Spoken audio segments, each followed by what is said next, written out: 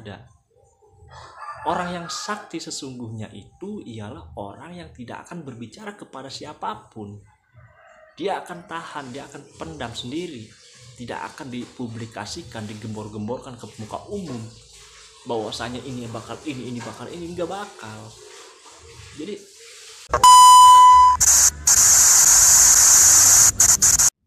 Assalamualaikum warahmatullahi wabarakatuh. Kembali lagi di channel saya Vlog 202. Terima kasih buat kalian yang selalu menanti video saya dan sudah menonton video-video saya. Semoga kalian diberikan kesehatan, kelancaran, serta rezeki yang halal dan barokah.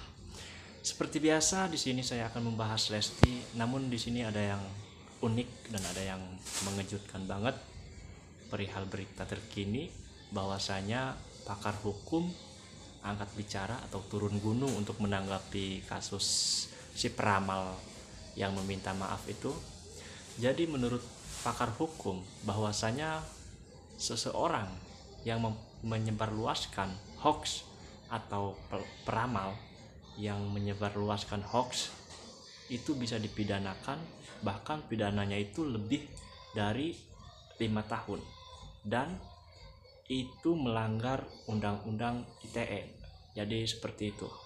Yang kedua, selain bisa dipidanakan, yang penyebar hoax itu bisa juga didenda, bahkan dendanya juga sangat fantastis banget, sampai di atas 1M. Jadi untuk dendanya itu bisa jadi 1M. Jadi seperti itu. Jadi buat kalian para penggemar dan semuanya, tolong sabar dulu.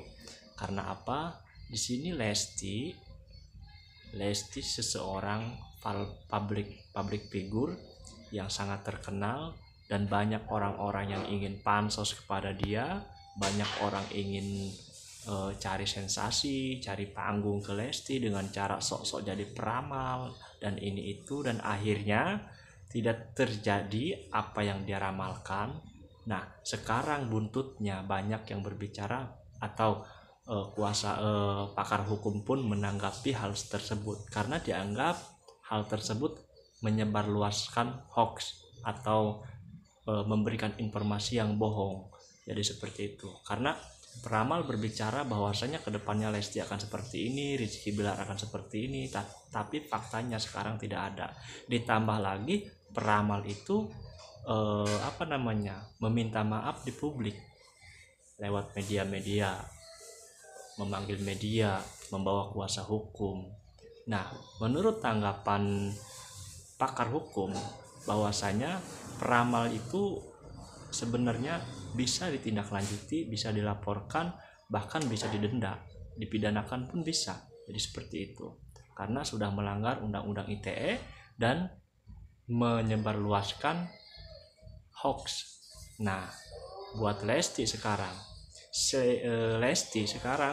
dia menanggapi hal-hal yang tentang peramal itu kayaknya biasa aja sih, nggak begitu khawatir, nggak begitu cemas, karena mungkin keimanan Lesti lumayan tebal, lumayan banyak banget, lumayan tebal lah kayak gitu imannya Lesti. Bahkan sekarang kan kita tahu sendiri bahwasanya Rizky Bilar itu sudah mendekatkan diri, sudah mempelajari tentang ilmu-ilmu agama, sudah menemukan ustadz yang tepat, guru ngajinya dia kayak gitu. Jadi kalau untuk kasus peramal itu menurut saya itu Lesti sudah tidak percaya tentang ramalan itu. Sekarang begini, Lesti diramal tentang hal ini, hal itu, bakal terjadi seperti ini, akan terjadi seperti itu. Namun faktanya Lesti dan Bilar semakin gemilang, semakin banyak job, semakin banyak pecinta, semakin terkenal.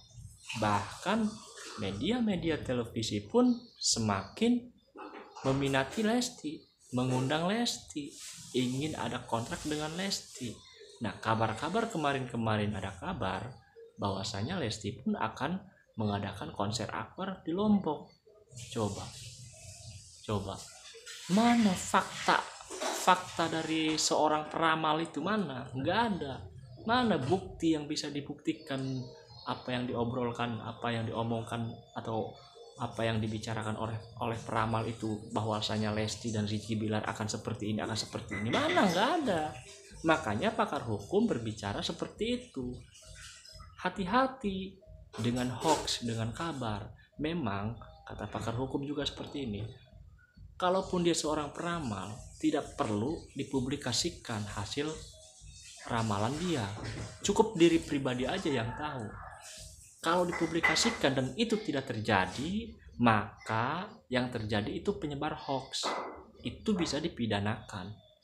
Bahkan bisa didenda sebesar di atas 1 miliar rupiah, bos.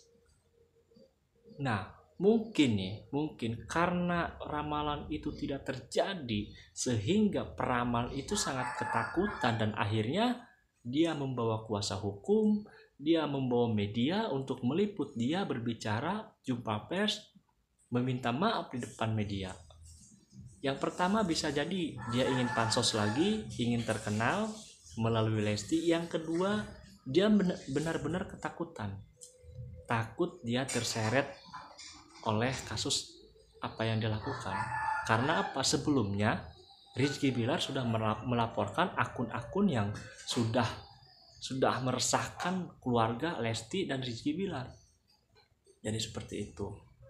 Sekarang pakar hukum turun tangan, pakar hukum mengomentari itu. Pakar hukum itu pendidikannya tinggi, bos.